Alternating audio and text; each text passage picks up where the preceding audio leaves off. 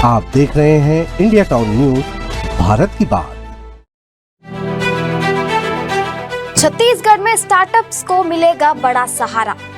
युवाओं के आइडिया को अब मिलेंगे पंख। 10 लाख तक सीड फीडिंग और 100 करोड़ का स्टार्टअप कैपिटल फंड। छत्तीसगढ़ सरकार की नई स्टार्टअप नीति 2025 से 30 युवाओं के लिए खोल रही है अवसरों के नए दरवाजे। नमस्कार, आप देख रहे हैं इंडिया टाउन न्यूज और मैं हूं आपके साथ हर्षिता। भारत आज दुनिया की सबसे तेजी से बढ़ती अर्थव्यवस्थाओं में से एक बन चुका है। डिजिटल क्रांति, नई तकनीक और युवाओं की ऊर्जा ने देश को नवाचार और उद्यमिता की नई दिशा दी है। और अब इसी दिशा में एक बड़ा कदम उठाया है छत्तीसगढ़ ने। राज्य सरकार ने छत्तीसगढ़ नवाचार एवं स्टार्टअप प्रोत्साहन नीति 2025 से 30 की घोषणा कर दी है। यह नीति सिर्फ एक सरकारी योजना नहीं, बल्कि युवाओं के सपनों को पंख देने वाला एक बड़ा विजन मानी जा रही है। आइए देखते हैं हमारी यह खास रिपोर्ट।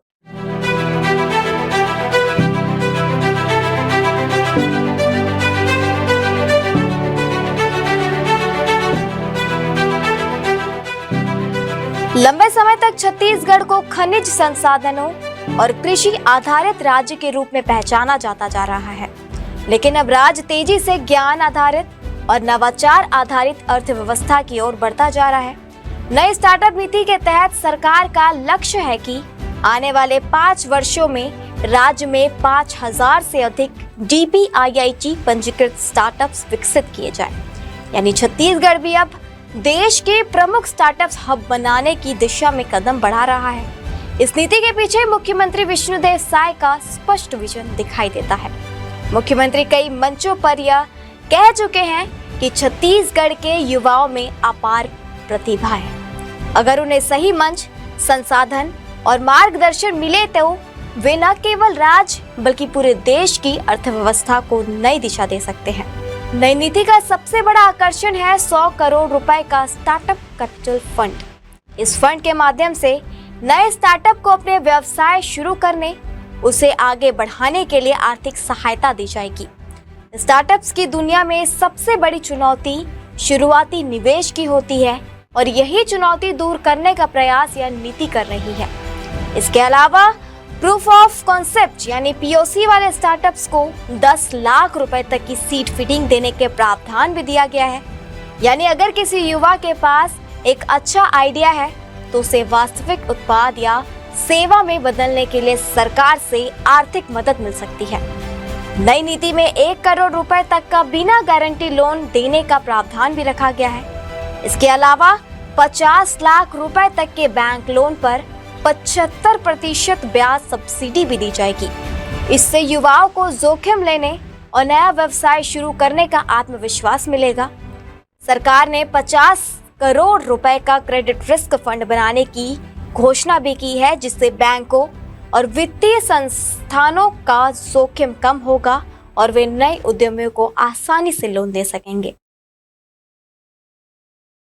नए स्टार्टअप नीति का उद्देश्य सिर्फ नए व्यवसाय शुरू करना ही नहीं है, बल्कि राज्य में बड़े स्तर पर रोजगार के अवसर पैदा करना भी है। सरकार चाहती है कि स्टार्टअप्स के जरिए युवा सिर्फ नौकरी ढूंढने वाले न बने, बल्कि नौकरी देने वाले उद्यमी बने। आगे देखते हैं इस नीति के अन्य प्रमुख प्रावधान। नई स्टार्टअप नीति में रोजगार सृजन पर विशेष जोर दिया जा रहा है। यदि कोई स्टार्टअप 10 से अधिक लोगों को रोजगार देता है तो उसे विशेष सरकारी प्रोत्साहन मिलेगा। इसके अलावा महिला कर्मचारियों के लिए 6000 रुपए प्रति माह वेतन अनुदान और पुरुष कर्मचारियों के लिए 5000 रुपए प्रति माह वेतन अनुदान देने का प्रावधान भी किया गया है। स्टार्टअप्स को आर्थिक राहत देने के लिए कई तरह की सब्सिडी भी दी जाएगी, जैसे स्टैंप ड्यूटी पर 100% छूट, किराए पर 40% तक सब्सिडी और अधिकतम 15,000 रुपए प्रति माह तक सहायता। इसके साथ ही पेटेंट और गुणवत्ता प्रमाणन पर भी सब्सिडी दी जाएगी, जिससे स्टार्टअप्स की शुरुआती लागत काफी कम हो सकेगी। सरकार का लक्ष्य अब यह भी है कि स्टार्टअप्स का लाभ सिर्फ बड़े शहरों तक सीमित न रहे, इसलिए बस्तर और सरगुजा जैसे क्षेत्रों में स्थापित इनक्यूबेटर्स को 10% अतिरिक्त सहायता दी जाएगी, ताकि दूरस्थ और आदिवासी क्षेत्रों के युवाओं को भी उद्यमिता से जोड़ने का अवसर मिल सके। भारतवर्ष 2047 में अपनी स्वतंत्रता के 100 वर्ष पूरे करेगा। इसी लक्ष्य को ध्यान में रखते हुए राज्य सरकार ने अमृतकाल छत्तीसगढ़ विजन 2047 तैयार किया है और नई स्टार्टअप नीति इसी विजन का एक महत्वपूर्ण हिस्सा है। राज्य के विश्वविद्यालयों और तकनीकी संस्थानों ने इनोवेशन लैब, इंक्यूबेशन सेंटर और स्टार्टअप क्लब स्थापित किए जा रहे हैं ताकि शिक्षा, उद्योग और सरकार के बीच मजबूत सहयोग बन सके।